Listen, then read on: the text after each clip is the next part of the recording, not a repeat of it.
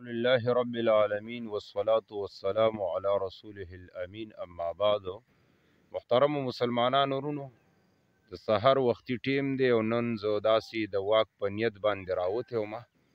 نو یو حدیث زما ذهن ته رالی چې عمر رضی الله تعالی عنه فرمایي چې ما د رسول الله صلی الله علیه وسلم نه اورېدلي، فرمایلی لو انکم توکلتم علی الله حق توکله، که چېرته تاسو په خپل الله باندې داسې توکل وساتلو څنګه چې په هغه باندې توکل ساتل حق دی. حق توکله دا معنی ده چې پوره د زړه په یقین سره ته خپل ځان خپل الله ته وسپاري،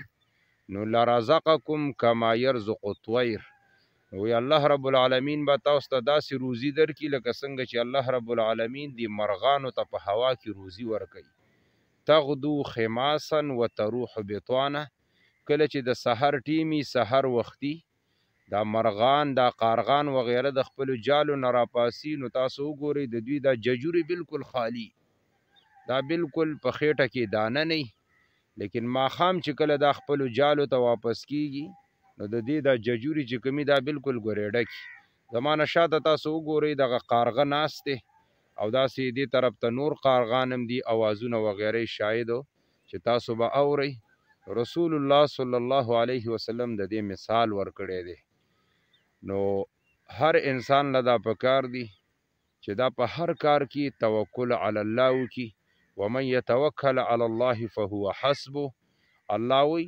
څوک چې ما ته ځان وسپاري زه وله کافي یم، ویرزقه من حیث لا یحتسب، د داسې ځای له به وله روزي ورکم چې د دې انسان ګمان به م نه وي. نو د حدیث مطلب دا دی چې انسان به خپل حلال کار کسب به دی ضرور کوي، خپل لاس خپل د خپو محنت به دی نه پرېږدي، لیکن دې سره سره به دی په خپل الله باندې خپل توکل برابر ساتي.